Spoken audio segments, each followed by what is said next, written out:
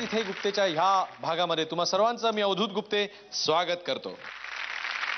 तुमच्या आवडीची खूप माणसं आम्ही इथे आणतो, पण आज मात्र मला काय वाटणार माहित आहे काय, असं वर्षभर का नाही डिलाय रोडला राहिल्यानंतर परत कोल्हापूरला गेल्यावर कसं वाटतंय ना, तसं वाटणार आहे. का? अहो माझ्या क्षेत्रातली दोन माणसं म्हणजेच दोन संगीतकार आज इथे येणार आहेत. ते कोण आहेत ते तुम्हाला कळणार आहे, पण त्याआधी ऐका गुप्ते का फांडा. मीरा रोडच्या आदित्य बामणेंनी पाठवलेला विनोद आहे.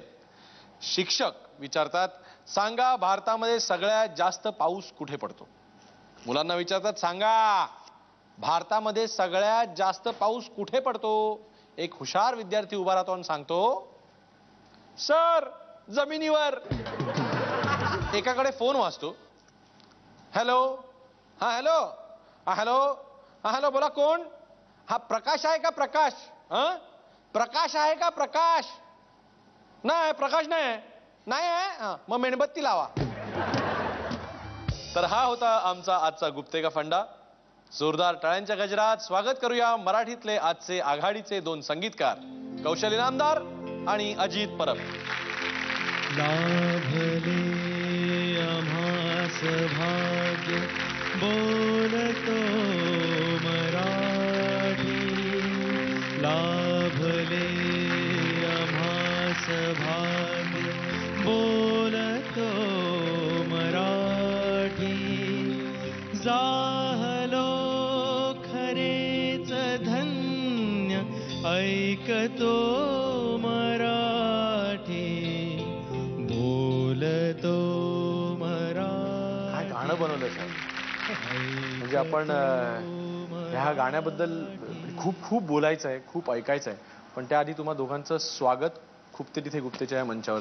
धन्यवाद. कौशल इनामदार, तुम्ही अतिशय इमानदारीने सगळ्या गोष्टी विसरत असतात. अत्यंत विसरभोळा स्वभाव आहे असं आम्हाला कळलंय. खरं आहे काय?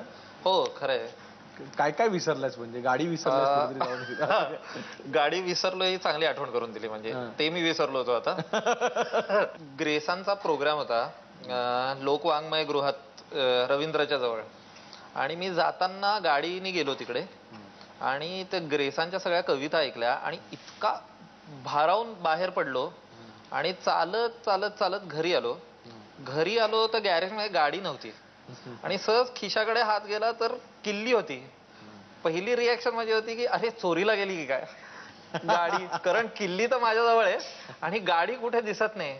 वरती गेलो आणि अतिशय बेचैन, आणि बाबांना विचारलं गाडी कोणी नेली होती का. तर बाबा म्हणाले तू घेऊन गेला होतास ना आत्ता. म्हटलं हा हा हा. म्हणून मी धावत परत लोकवाङ्मय गृहाकडे गेलो, ती गाडी घेतली आणि परत आलो.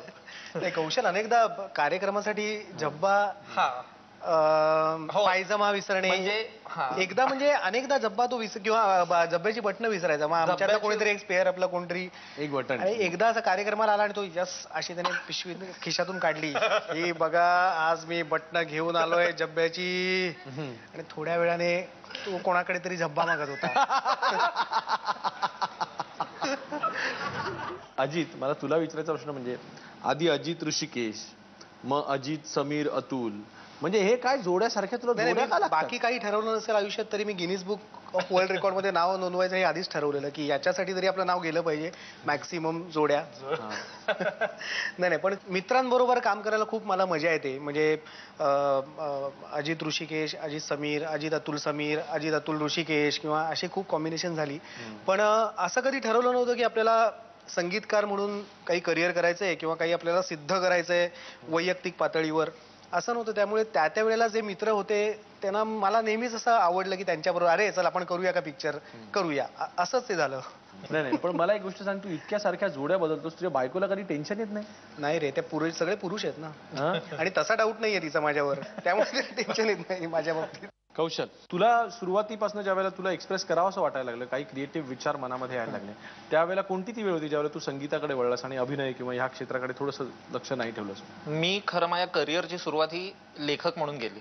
बर. आणि लेख टंडन नावाचे जे प्रसिद्ध दिग्दर्शक आहेत ज्यांनी प्रोफेसर किंवा प्रिन्स याच्यासारखे चित्रपट केलेले आहेत.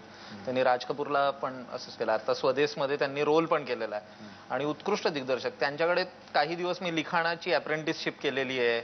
सुजित सेन ज्यांनी अर्थ सारखे सिनेमे लिहिलेत त्यांच्याकडे लिखाणाची अप्रेंटिसशिप केली आणि सिरियल वगैरे ह्या लिहिल्यात पण.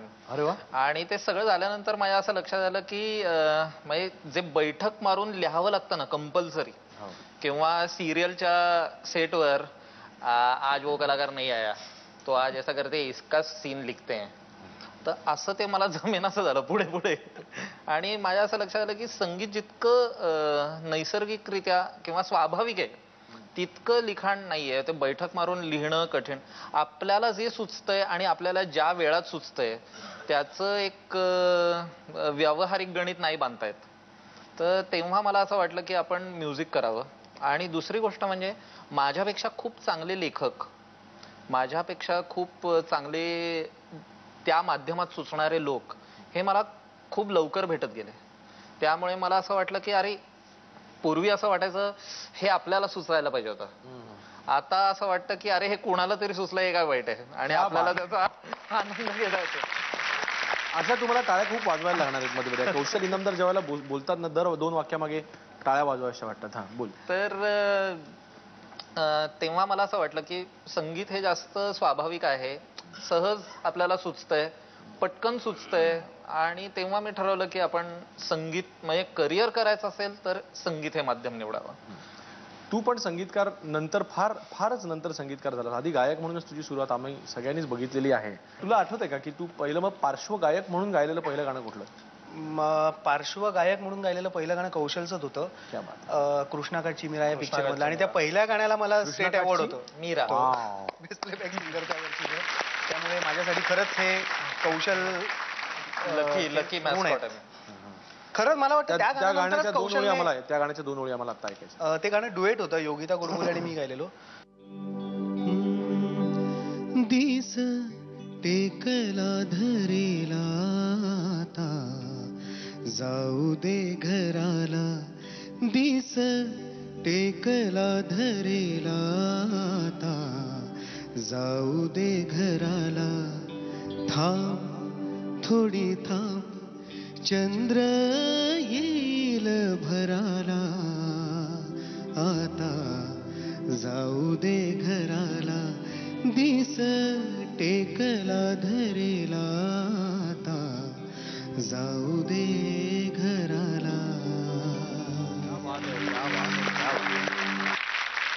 कौशल, तुझ्या आतापर्यंतच्या सर्व गाण्यांमधलं सगळ्यात आवडतं गाणं माझं साधना सरगमनी गायलेलं घर परतीच्या वाटेवर. 2 ओळी मला ऐकू ना प्लीज. घर परतीच्या वाटेवरती धूसर धूसर धूळ उडे, घर परतीच्या वाटेवरती धूसर धूसर धूळ उडे, अंधुक होते नजर आणखी थकलेले पाऊलडे,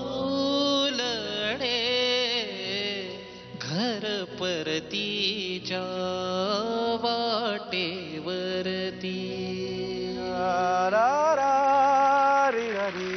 क्या बात है यार.